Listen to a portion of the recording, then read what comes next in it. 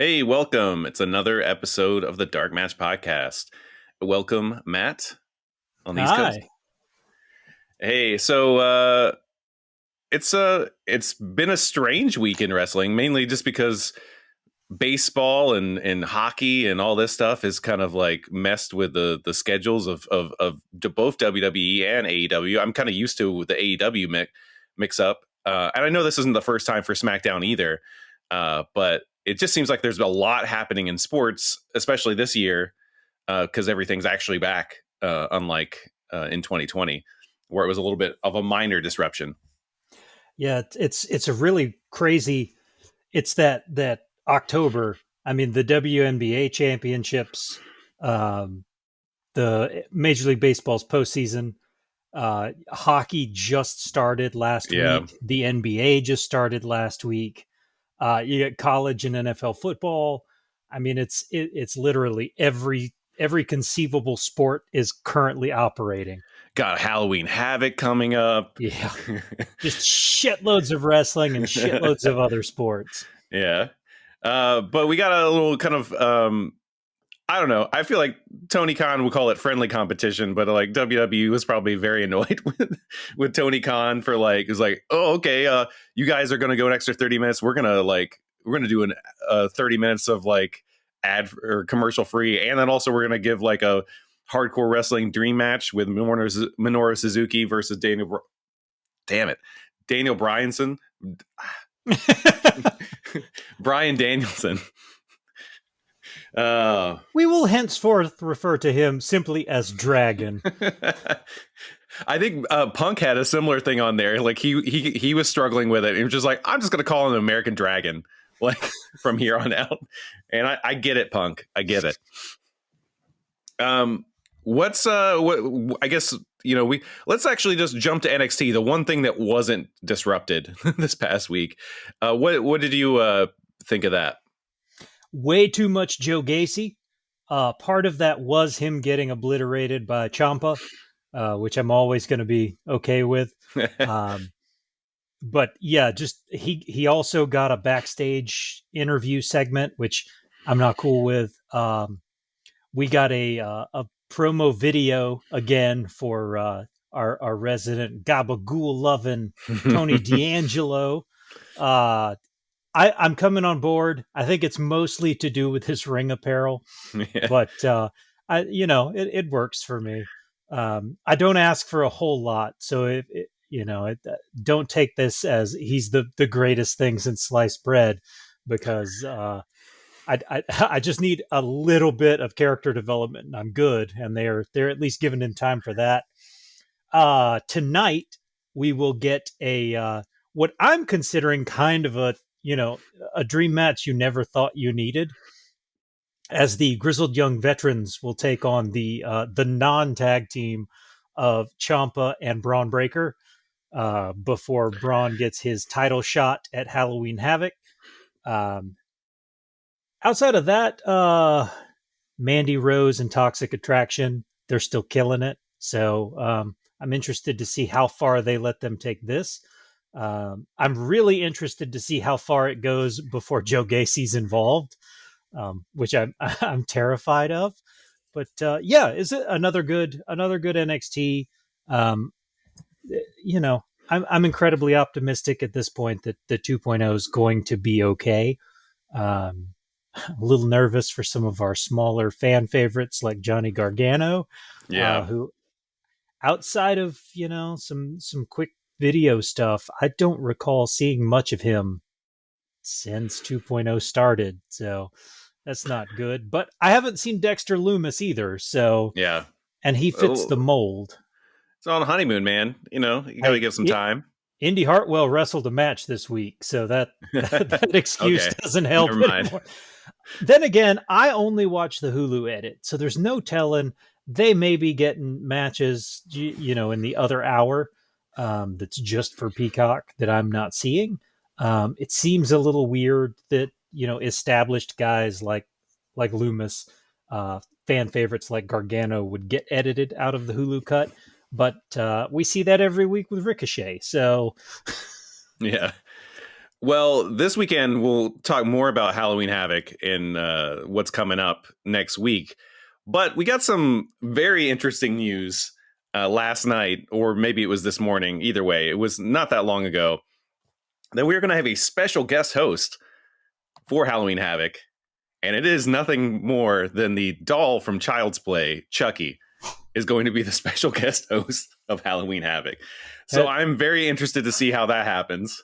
I hope it's not one of these like AR like things that they do for the main roster and stuff, like the big dog. I hope it's not some CGI thing. I hope it's actually like a physical, real thing that someone's puppeting or something there on the show. And you know what? I'm fine with some dusty finishes involving the doll. I'm all for it, actually. As long as it's not the championship match, I'm okay with it. So yeah. Brand synergy, I guess, since USA is doing that new Child's Play show. Yeah. I missed this somehow, which is probably for the best, because even at 36 years old, and even after Bride of Chucky and all the ridiculousness that's happened, I'm still terrified of that little bastard. Yeah. Like, he scares the shit out of me. I have an unnatural fear of dolls stemming from seeing Child's Play way too young. Yeah. To the point where Daisy has this creepy Precious Moments doll that is hidden somewhere in the house because she knows if I find it, it's gone. But every year at Christmas, it ends up wrapped for me in a box so that I have to open it, not knowing which box it's going to be in. Last year, they mailed it to my mom's house so that I would unknowingly open it there. Wow. Brave. I will give them brave, because that meant I was unsupervised to do what I wanted. And I brought it back. It's all fine. But yeah, that's something special. I wish they hadn't destroyed Lily at this point. I mean, I could see, Chucky finding a new love interest there. So apparently Rick Steiner has a history with the Chucky doll. So Braun Breaker might be in trouble. Like on wrestling programming, Rick Steiner has had an encounter with years ago with the Chucky doll. So that'll be interesting to see if indeed maybe Chucky does interfere in that main event and allows Ciampa to retain, which will be the most bonkers thing on paper. But I'm kind of okay with it. If it protects both Ciampa and Braun Breaker, I'm like weirdly okay with it. It'll be weird. I don't think it'd be as weird as the zombies with the Miz and Damian Priest and stuff from a few months ago. But hey, we'll see. We'll see what happens. But we might find out more information between now and this weekend before our preview show. So we'll definitely look forward to seeing what that happens. There might be an announcement tonight. Who knows? Like a further announcement. So yeah. I'm sorry, Matt. While I'm thinking about it, let's acknowledge our season 3 hero, Moose, who was in action this week in the Call Your Shot Battle Royal to determine entrance in the Call Your Shot match. He was eliminated third, so he will not have to. He was the second guy from the end eliminated. Yeah, I don't know how exactly you phrase this.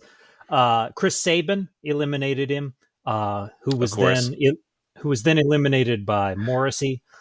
So Morrissey will be the 20th entrant in the Battle Royal, or actually the Call Your Shot match is a gauntlet match. So 20 is a good spot to be in, and Chris Sabin gets to enter as number 1. Wow. So yeah, it's not looking good for him. It's a little different to go number 1 in a gauntlet match than a Battle Royal. Yeah. Yeah, you can always pull the Chris Jericho and just kind of sit in the corner for like a good portion of the match. Or in an MJF and just roll out of the ring and just stay in there until the very end.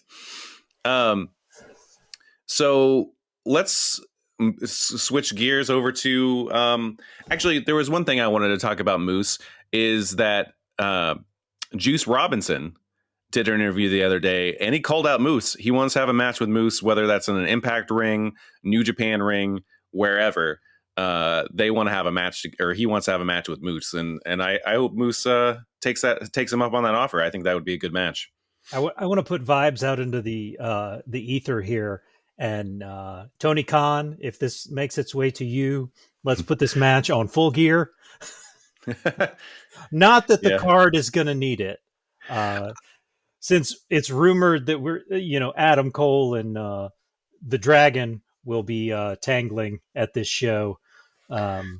So who knows? I mean, I could deal without some top team and just do that instead. Juice versus Moose. Oh man, it just sounds great too. Let's do it. So tell me, Matt, why is Michael Cole bad at math?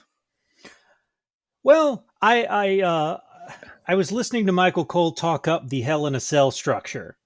And Michael Cole speaks in dramatic hyperbole quite frequently. But thousands and thousands of pounds. Okay, that works for me. He's reading straight from a WWE script. But then when Michael Cole described the structure as a 5-ton cage, that's 5,000 pounds. I've lifted chain link. There's no way that 20 by 20 cage weighs 5,000 pounds. It certainly doesn't weigh 10,000, which is what 5 tons would be. It also thousands and thousands of square feet. Let's nail down numbers on some of these because not feeling it. Each side of the cage is 400 square feet. So by the time you get all 4 in a roof, you're at 2,000 square feet, but thousands and thousands of square feet. 2,000 square feet of steel cage sounds pretty freaking awesome anyways. Yeah. So we gotta hammer down some of these semantics there, Michael Cole, and remember that a ton is 2,000 pounds. Yeah. It's just amazing every now and then. I remember Michael Cole was a war correspondent in Kosovo before he jumped to wrestling. I could understand why you would want to jump to wrestling. It's like, I know what's going to happen here. Like, I don't know what's going to happen over here in this war zone. I don't know if this building is about to explode that I'm standing on. So that's just a crazy thing. If anyone didn't know, he was a war correspondent in the early 90s before jumping to WWE, which is just crazy.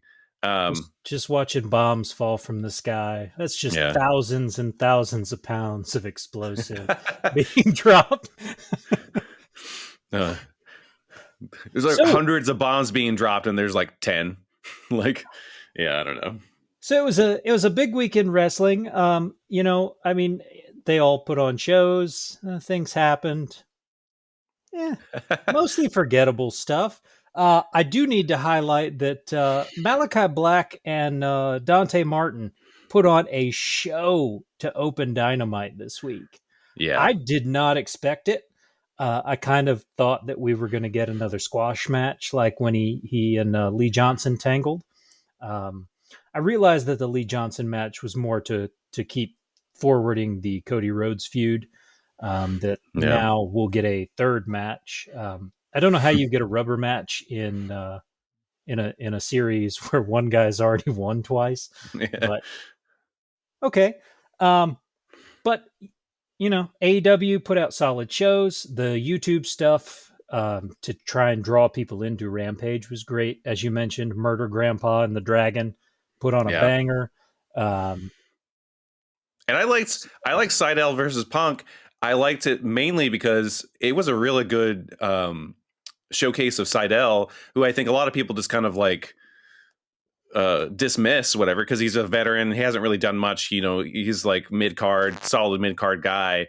But I mean, he took Punk, I would say, was just shy of being gassed. He like sweat so much. He barely escaped that match, basically. And Seidel made Punk fight hard for it, which he hasn't really done against some of these newer guys. And I appreciated that. I like that. It was a different Punk match than we've gotten so far. Yet I don't remember where I saw the interview with Punk where they asked him how he was feeling, after the matches, and he said, "I feel like shit. I'm in my 40s. I haven't done this in 7 years, and these guys are beating the hell out of me. Like, I feel like shit." Talking about the Dragon, the next night on Dynamite, I mean, less than 24 hours from that brutal battle with Suzuki, or maybe just a little over 24 hours, he had that other match with Fish. And I mean, you saw the Dragon as he came out. There was still lots of markings and stuff on him from that match. And, the dedication that Brian is putting into this, like, man, he loves to wrestle. And that match was pretty damn good and one of the better matches I've seen Fish in, mainly just because it's the first time. I love tag matches, but it's nice to see him in a singles because he does really well. Yeah, I really enjoyed that match, and like we talked about last time, Bobby Fish and Sammy never really got to where you thought it would get. Yeah, but Bobby Fish looked great in this one. Even taking a loss, Bobby Fish looked great. Yeah. And then we had another thing I appreciated is that match of the Masked Luchadors versus the Lucha Brothers. I loved that Punk was just like that's FTR. Are you just not seeing this? And then like Tony like reluctantly was like, yeah, I guess I see that. Sure, that makes sense. And you still had the pop of when the masks were ripped off, and the crowd in Miami were a little bit more shocked to see it, because I think it's probably not as obvious if you're just watching in the stands. But yeah, I just like that we weren't pretending. Like, I can hear Michael Cole in my brain, like in a WWE situation, him being like surprised that it was FTR if that was the case. But like, we're not going to fall for that here. And I appreciated that. Yeah, I just every week here lately, I've grown to just truly love having Punk on commentary. He never misses, and it's a lot of times it's the subtle things he slides in where they don't really acknowledge what he said. I love Pat McAfee, but he's extremely over the top, and you pay attention to all of the things. Like, he doesn't get a subtle moment because he's turned up to 11 the whole show. Right. Punk's best lines are those. He slips it in and just kind of goes about what everybody else is talking about. That reminds me of my favorite thing. When Serena Deeb had a little interview and stuff, and like they were talking about it, he threw in at the end, it's like, wow, she has a great head of hair, which is a reference to the whole Straight Edge Society thing, where she got her head shaved in the ring and was part of Punk's Straight Edge Society for a little while with no hair. So I think that was like a weird callback that he just like subtly like put in there at the end. And I like that. And you can tell too that he might as well be up there with Jim Cornette in terms of wrestling historian, because he's pulling facts left and right, just sitting at the table. There's no way he knew ahead of time to research any of this stuff. So he's crushing it. I still, I'm in the ring. I'm not seeing like the earth move every time he wrestles, but I'm very much drawn to him on commentary. He's the personality's definitely there, or the cult of. Yeah. I think it's just the whole package that he's providing is what's working, but not any one particular element. Definitely not the ring work. And again, the ring work's good. It's just not as good as Brian. Brian is really just blowing it all away, I think. And that's against even like the other veterans that have come in, like Christian Cage. And Christian Cage, like that's the only other one I would say that's on the higher level. Obviously, Paul White is not on that level, but yeah, I think he's just really been bringing it, and I think it's been great to see. But I would say too, like a lot of stuff happened. I think we got a good loaded loaded shows this week as well. Is SmackDown back to normal Fox, or is it are we on FS1 again this week? It may depend if the championship series games end in 4. Yeah. I think the Braves and Dodgers are the Braves are up 2-0, so they could potentially win in 4. If the Red Sox push a 5th or 6th game, it may still be on FS1. But I'm not even going to bother recapping Raw, 2 weeks worth of Raw or SmackDown, because I'm going to hit them doing predictions for Crown Jewel. But before I get to that, we also have an Impact pay-per-view this weekend. All right, big one. We don't know a ton about this, so let's just fire off some predictions for this thing. All right. Probably opening the show, we have Violent by Design. Not sure which 2 guys are going to wrestle, taking on Heath and maybe Rhino. There's a storyline going on where they may or may not be friends anymore.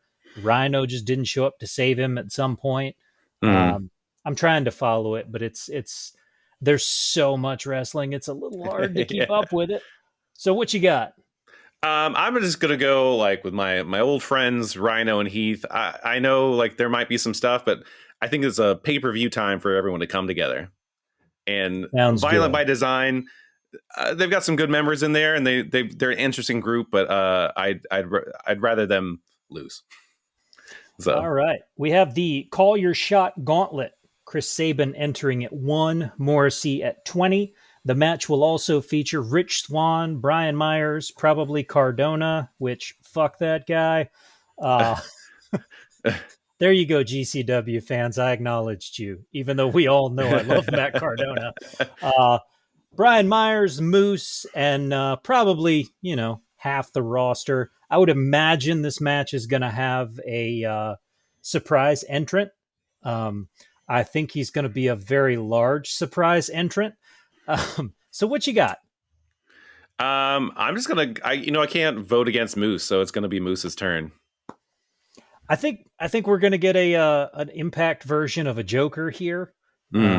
I think this match being for a title shot, I'm just calling Strowman right out of the gate. Adam Scherr, whatever weird mashup of his name enters the Impact zone. Even though I think this show is in Vegas. But we then move to the Knockouts Tag Team Championship, where the former Iconics will make their in-ring debut as the Inspirations with 2 eyes versus Rosemary and Havoc. I love the Inspiration. It's hard for me to go against Rosemary and Havoc, especially so close to Halloween. I'm going to go with Rosemary and Havoc retaining, but I think the Inspiration is going to look great, and I think everyone's going to love it. I just think they need to earn their shot, or they're going to need to go full heel. So yeah, I'm going to go the other way with it, because the first time they won a women's tag team championship, nobody expected them to win. So I'm gonna go with the probably underdogs here this close to Halloween, with terrifying Rosemary coming to the ring. All right, we got an Impact World Tag Team Championship match that will feature the Good Brothers defending against either Bullet Club or Finjuice. The Good Brothers are going for Bullet Club or Finjuice. And what version of the Bullet Club is that then? Like, not entirely do we know sure who that would be? Because I mean, if it was Tama Tonga and like, I don't know, someone else like Bad Luck Fale or something like that, then that might be something different. But I doubt they're making their way over to. Oh, there is a I'm going to San Jose show though pretty soon. I'm going to assume it's Switchblade and somebody, just because he's popped up a couple of times on Impact here. That's lately. True. And he was in LA like not too long ago at the show I was at. Well, yeah. I'm gonna go. I don't want the Good Brothers to retain. Or we say, who has the championship right now? The Good Brothers. Good Brothers. Okay, they do have it. I'll just go with Finn Juice. The Bullet Club thing is too much of a wild card for me, so I can't get my head around it. So best I can remember at the last, I think it was just an Impact TV pay-per-view, but I think the Good Brothers beat Finn Juice just like a month ago. I mean, it's really been that championship has been going back and forth between Finn Juice and Good Brothers. So if you're looking at it just on that, it probably makes more sense to make it a Bullet Club thing, unless they don't know if they can guarantee them being around for defense. Yeah. So yeah, I'm gonna go Bullet Club. I think that we're gonna start seeing the pieces come together of Bullet Club turning up more in Impact, and then the Forbidden Door against the Elite is going to start coming into play, probably by February.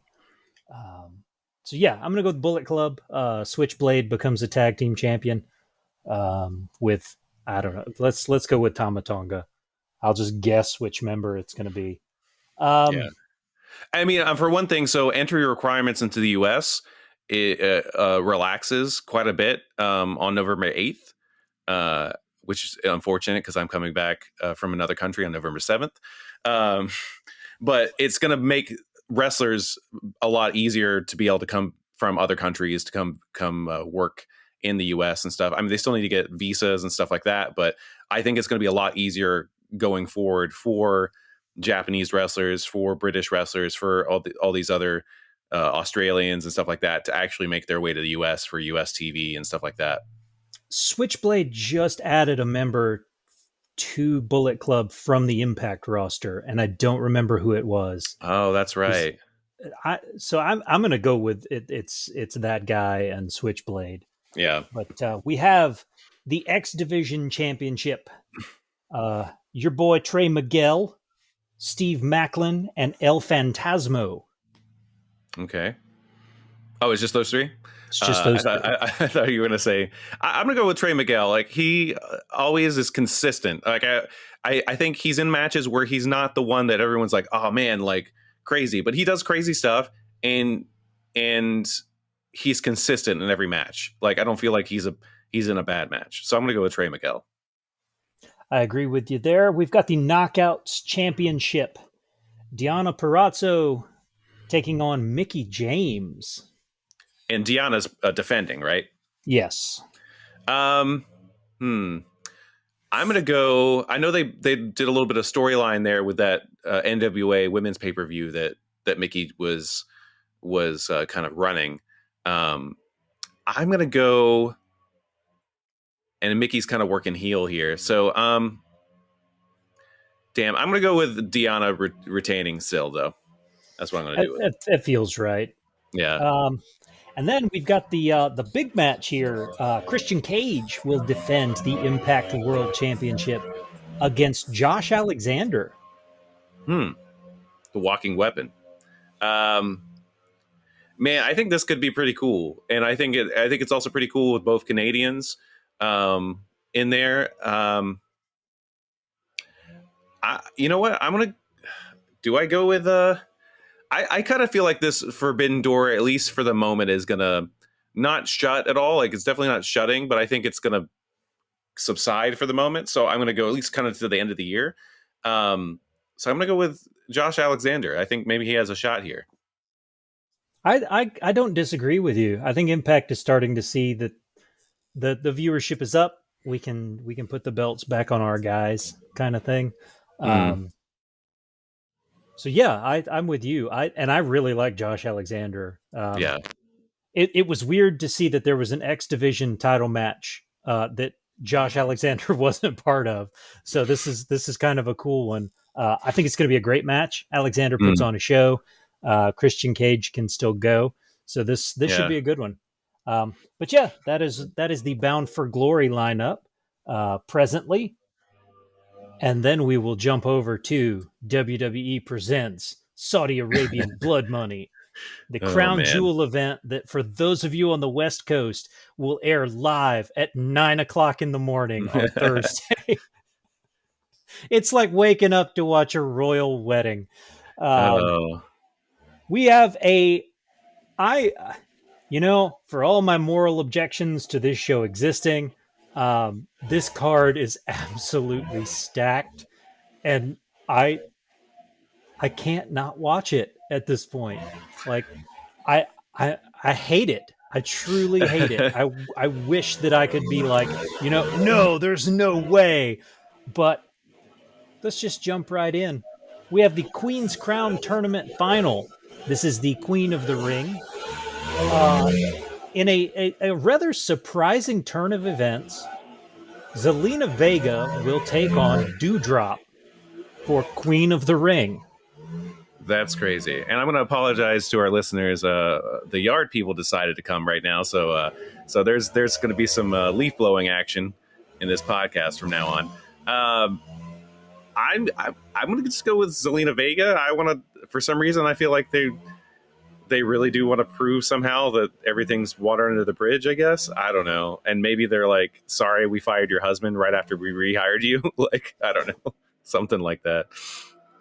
I don't see Dewdrop getting it for whatever reason. Although I think if this was a real fight, I think Dewdrop would totally kill Zelina Vega, basically.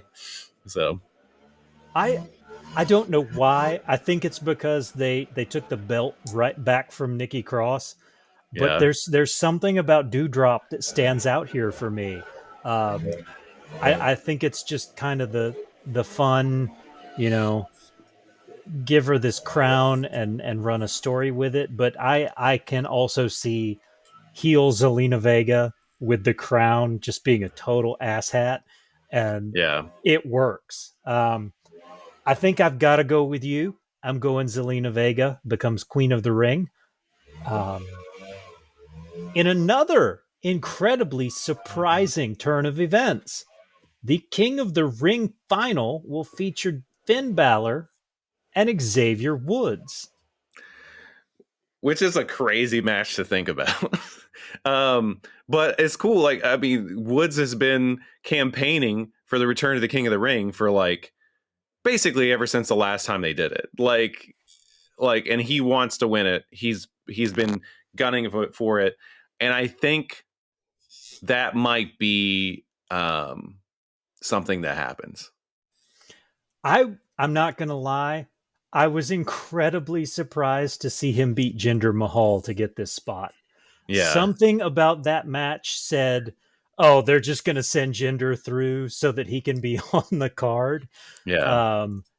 I mean, he'll be in the green belt that means nothing battle royal match. But I was incredibly shocked when Woods won that match. That said, some part of me is absolutely terrified by booking the Demon King. And it sounds so bad that it sounds like something they're gonna do. So I'm gonna say the Demon wins the crown, as weird as that is to think about. And as much as I'd love to see, Big E wins the title, Kofi's won the title, and for Xavier to get this would be kind of like a trifecta. Yeah. I still see Finn Balor getting the win here in full demon makeup to or John Cena sneaks in, destroys the top rope again, and Finn Balor's demon gets screwed out of another win. That would be nuts. That would be awesome. I at this point, I kind of hope that is how every demon match ends for a while, just so that they would have to explain it at some point. But let's move on. We have Mansoor, who doesn't get a whole lot of TV time in the Hulu edit, but is pretty consistently on Raw based on my reading of recaps. Will take on Mustafa Ali. I saw the Vegas betting odds on this one, and Mansoor basically hasn't lost a match in Saudi Arabia, so I don't think that's going to happen. He's like the closest to a hometown hero that they have. So unlike anywhere else where WWE books their hometown heroes to lose every single match, Uh, in this case, I think they're actually going to have him win. So yeah. Yeah, Mustafa Ali could be 100 million to 1 odds of winning, Yeah. and I still wouldn't put money on it, even a Yeah. dollar. 100 million to 1 odds, I still wouldn't put a dollar on it. I think the Crown Prince loves Mansoor or Yeah. something, but yeah, there's no way he's taking a loss here. Yeah. Ali is just getting served up to the powers that be again. Man, so Cue up Retribution for next yeah. Monday's Raw. So Mansoor, before coming to WWE, he was in this crazy promotion in the San Francisco Bay Area called Hood Slam, where it was just like weird ass shit with like Michael Jackson impersonators, like a dude doing the moonwalk and like into a DDT, which was badass. And you had Mansoor playing Jesus. He he was Jesus, and he would come break on all comers. It's pretty much as bizarre as Brian Kendrick's Wrestling Pro Wrestling here in Los Angeles, which also is a bizarre thing to look up when you have a chance. But yeah, let's move on. What's the next match? Next, we have RK Bro taking on AJ Styles and Omos for the Raw Tag Team Championships. And RK Bro still has the championship, right? They do. I retain, I think. I'm interested to see Matt Riddle have to work completely sober. Oh, man. Yeah, this is probably his first time going to Saudi Arabia, right? Yeah. The big story for the last couple of weeks has been Omos and Randy Orton playing mind games, but never actually like tangling. Orton has hit a great deal of RKOs out of nowhere on an unsuspecting AJ Styles, but he and Omos have yet to tangle. We will finally see it. I am still in the camp that believes that when Randy Orton is on, Randy Orton is the best in the world. And I don't think that a match with a 7-foot tall super green giant is going to change that. Randy Orton, super sober. Matt Riddle will retain. I'm curious to see if Matt Riddle like wrestles differently when you can tell he's not stoned. So this will be a fun one to watch, honestly. And there was one PCW event here in town that I went to, and Riddle was on that card. And I went and I got like an autograph from him and whatever, because that's what I would do sometimes. I was like, I got to stop buying shirts, but I want to like support these guys. I can't buy any more shirts. So I got an interview from him, and he was like, "What's your name again? Like, what is it?" And like, I spell it out. Could he spell it for me? And like, his eyes were just like beet red. And this was before he wrestled. Like, he was super high. So yeah. Moving right along, we have the Rated R Superstar and Seth freaking Rollins, the master of drippage himself, inside hell in a cell. Edge? Yeah, you don't go to a man's house and get the win. So I'm with you. Edge gets the win here. I feel like there's a no holds barred match on this card, and I still think this is the only match where we get blood. Yeah. And there's going to be a lot of it. I anticipate it for some reason. This is it's not quite going to be GCW Matt Cardona levels of blood, but there's going to be a bunch of blood by the end of this one. Yeah.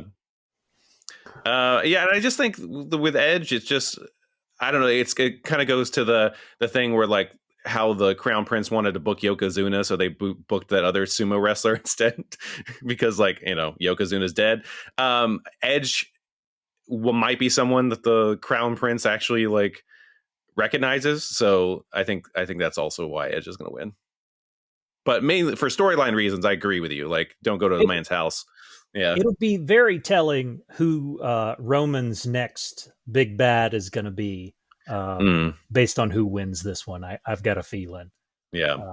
Whichever guy walks out of this with the win has got to be the next challenger once Roman figures out a way to take down super giddy Brock Lesnar. We'll get back to Brock here in a minute. Yeah. We have a no holds barred match. Everybody's favorite wrestler, Goldberg, is taking on Bobby Lashley. R.I.P. Bobby Lashley. Yeah, you got Arn Anderson shooting carjackers and Goldberg openly threatening murder against a wrestler of color. I thought we were going to get into a more woke time in pro wrestling, but apparently I was just dead fucking wrong. Not while the old guys are still around. So I would still like to see Bobby Lashley get a win here, mostly just because a Goldberg win probably puts him in line for some kind of title match. And I certainly don't want to see him dethrone Big E to push whatever they seem to think Goldberg versus Roman Reigns would do for Survivor Series. There's actually a story in place for Big E versus Roman. So let's not screw with that. I want Bobby Lashley to get the win here. It seemed a little excessive that, a dude jumped on Bobby Lashley's back, so he choked him out. He doesn't know who that is. Nobody has mentioned that since SummerSlam. He didn't see who he was choking out until he let go. And at that point, he was like, oh crap, what did I do? Like, nobody has acknowledged this. It's just Goldberg threatening murder. I want Bobby Lashley to win this thing. I don't care if there's 82 new members of Hurt Business that have to get involved to make that happen. Let's put Mace in the Hurt Business at this point. Let's make sure. Wait, which one's Mace? Which one's Dijakovic? T-Bar, I think. T-Bar's Dijakovic. I want the mask to come off him and him to get a run. But that's for a different podcast. Bobby Lashley needs the win here. Let's not stop the momentum. This guy has been the best. If I could pin down the pandemic for WWE in 3 or 4 performers, Bobby Lashley is one of them. He's killed it. I just hope too that I hope he wins, and I also hope he survives without some kind of concussion because Goldberg drops him on his head or something like that. I don't want that. He managed to win, but now he's got to sit on the shelf for 2 months. So fingers crossed. All right, prayer circle for Bobby Lashley. Before we jump into our women's triple threat championship match, I will jump back to last night's Raw, where the newest member of the Raw roster, Bianca Belair, got a title shot against Charlotte, and Charlotte retained, even though come Friday, she's a member of SmackDown. That said, Bianca Belair will challenge both Sasha Banks and Becky Lynch for the SmackDown Women's Championship. Bianca? You think? Yeah, I guess so. I think we're going to get a complete repeat of the Usos and the New Day trading championship belts as they switch shows. Becky's going to retain here, and then Becky and Charlotte will simply swap belts. Okay, yeah. That's happened, I guess. It's the most horrible way to do this, especially with Bianca having a championship shot on Raw. Sasha being the only person in this match that's staying on SmackDown. It sucks, but it's just the most WWE thing to do at this point. Yeah. More titles on the line as everyone's favorite Big E takes on Drew McIntyre. This is not a giant sword on a pole match, in case you were hoping. I mean, I know they've been meeting, or can they coexist for several weeks on Raw? At least from the recaps I've been reading. I'm going to go with Big E here. It's too early, and there's no reason to take it off of Big E to put it on Drew. I don't know. I feel like Big E retains. Yeah, like I said, the story's in place for Roman and Big E to have that match at Survivor Series. Um, Drew is moving to SmackDown, so giving him the WWE Championship the day before wouldn't make any sense. You can't put both top titles on one show, no matter how much Fox is paying. You can't do it. Yeah. So yeah, I mean, Big E's got to win here. I think it's going to be another one of these matches. Drew's kind of been on a let's showcase some of the other talent tour here lately, which I've thoroughly appreciated.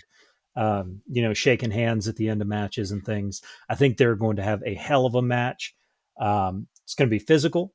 It's not going to be Sheamus match level of physical, but it's going to be a good one.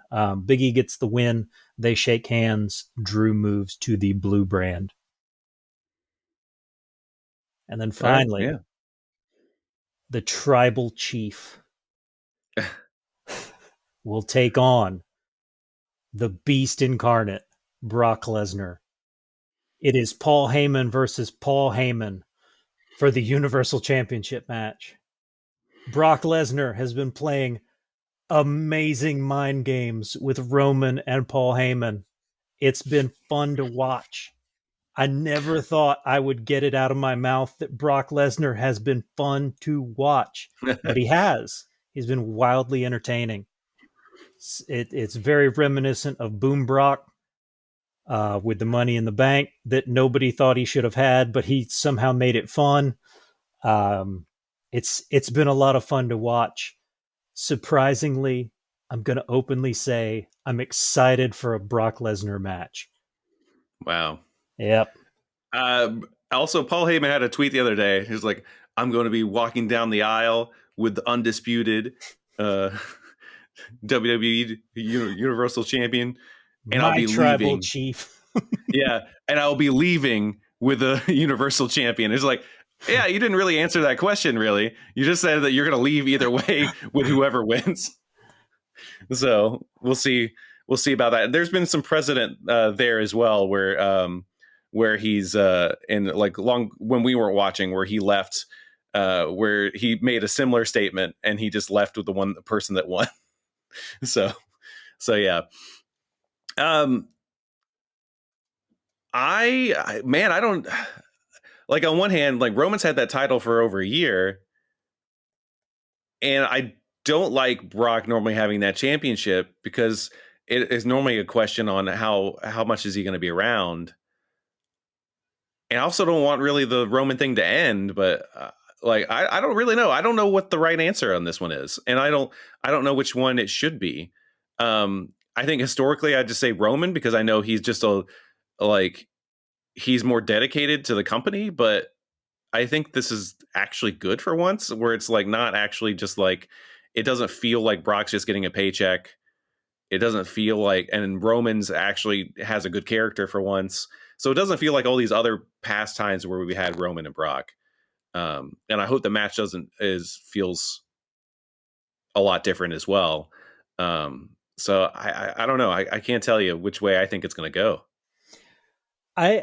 I was trying to recall, but I think you and I have been live for 3 different iterations of this match, which is just a wild thing. Our very first WrestleMania was main evented with this match in Dallas. Oh no, it wasn't. It was the first one was it was Roman and Triple H, because we had no, I have the poster right there. I have the poster on the wall, and I still botched it. Oh, okay. You are correct. That is Triple H. But we've seen this match a lot. I think that Brock's going to bring a little more energy to this one. Roman has to retain here. All signs have indicated, and by all signs I mean Meltzer has reported, that after Crown Jewel, Brock only has like 2 scheduled appearances before Royal Rumble. It's a distinct possibility that Brock is going to show up in the Rumble and win the damn thing.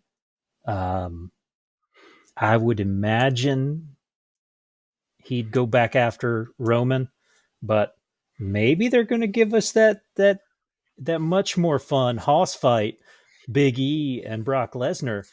I don't see that they would give him the belt if he only has a couple appearances, especially with the brand swap.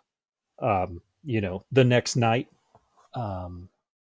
So I think Roman has to retain. I think Brock is just another on a long list of, this is how we've established the bloodline.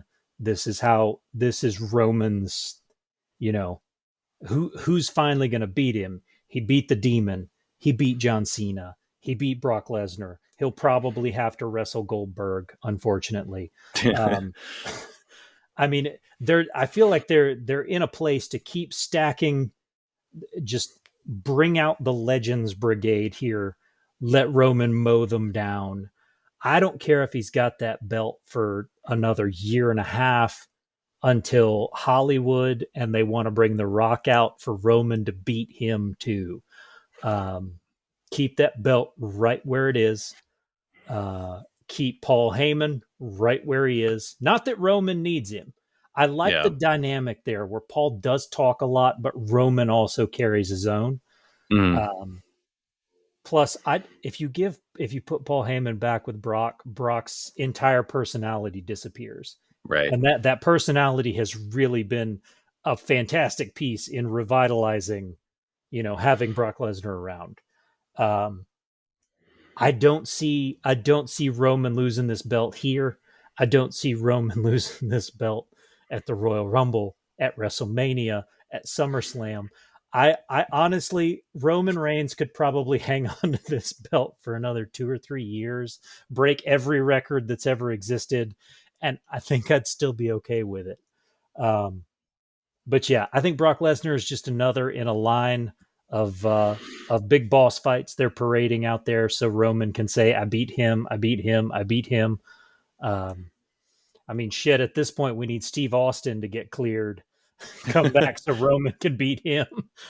Oh man! I mean, if we are gonna get back into the wars with another company, we are gonna need a Steve Austin at some point. Yeah, but yeah, so I don't see that belt changing hands, but I've been fooled before. Well, we'll see what happens. Well, you said it's this Thursday? Yes, 9 a.m. for you. Those of you on the East Coast with me, it will air at a lovely lunchtime noon start. I think it's at like 4 o'clock in Saudi Arabia, because I don't understand how time zones work, but sure. I think it's got to be later than that, because that's the only 4 hours from you. That seems crazy, because England's 5 hours from you. Okay, so, it's at 6, I believe.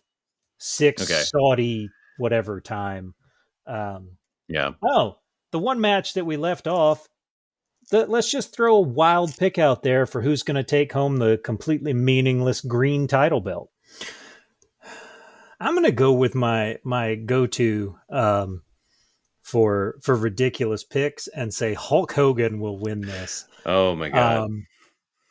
Really, I don't know that he could pull it off, but the Crown Prince writes some pretty big checks, so maybe John Cena, maybe The Undertaker wins it, because nothing would say Undertaker like taking a massive check to ruin his retirement yet again. Yeah, let's go with I'm going to stick with Hulk Hogan. I don't think John Cena is heading anywhere near Saudi Arabia. No. Not while he's got a Peacemaker to promote. I just think for him, it's bad PR for his Hollywood career, and same with why The Rock. You could back up the biggest money truck ever to The Rock. He's not going to do it. So The Rock would laugh at it. Like, Zoa is worth more than that, guys. No, it's got to be something ridiculous. If not, maybe Jinder Mahal gets this as kind of his consolation prize for not getting to be in the King of the Ring match. But yeah, let's go ridiculous with it. Say the Crown Prince wants Hulk Hogan on this show. Hulk Hogan wins the meaningless green belt. Yeah. Okay. That's a crazy thing. I'm going to go. Before we got cut off here earlier, I was just going to say that it was going to be Braun Strowman, only because the Crown Prince liked him a couple of years ago, and we're just going to go back to him. He's not going to get re-signed with WWE. He's just going to show up, win in Saudi Arabia, and then head for Bound for Glory. so yeah, he's going to win two different gauntlet battle royal matches in the span of 3 days on 2 different continents. That'd be crazy. So are they going back to? Are they doing a live SmackDown on Friday? I believe it's live. I'm not entirely sure where. I would assume they're going to do it from somewhere in either New York or very, very close to a major international airport. They've been in California for a while, but you would know if it was somewhere in LA. Yeah, I think maybe Connecticut might, because we're near WWE headquarters. I think that's where they maybe did the last one, but of course, that last time they got stuck on the tarmac for 12 hours. So maybe even longer. I don't remember how much it was, but hopefully then nothing like that happens again where they feel like they're being held hostage. One thing I'll add to a thing that we didn't talk about is everyone watch Heyman's promo. I thought it was excellent. One of the best promos I think I've seen. And, taking time off to see the birth of your beautiful baby boy, that's some cowboy shit. And I thought that was just a great line to put in a modern pro wrestling thing, and reflect kind of how far pro wrestling's coming. Meanwhile, you have Cody on his Road to the Top show talking about how he's not going to take any time off because that's what his dad did. It's like, that looks real bad on Cody, especially contrasted to Hangman Page. So we'll see. Even Seth Rollins took a couple of weeks. Yeah. And he is the company guy. He's the one telling the indie guys to look at their bank accounts. That was a horrible look. And it didn't go over real well with either his mom or Brandy's mom when he said it. Yeah. That was some cowboy shit. That promo was great. I got incredibly amped. Hopefully that energy level keeps me warm when we undoubtedly run into snow in Minneapolis. But yeah, I can't wait. Win or loss here for Hangman, I can't be disappointed either way because I know they're going to do the right thing with it. Yeah. I'm thoroughly excited by the potential matches that could be awaiting Hangman. So I couldn't be any more excited to be headed to beautiful Minnesota in November. So yeah, it's some cowboy shit. I'm looking forward to it. I guess that's it for us this week. We'll probably be back this weekend to go over to do some predictions for Halloween Havoc, talk about both of these pay-per-views.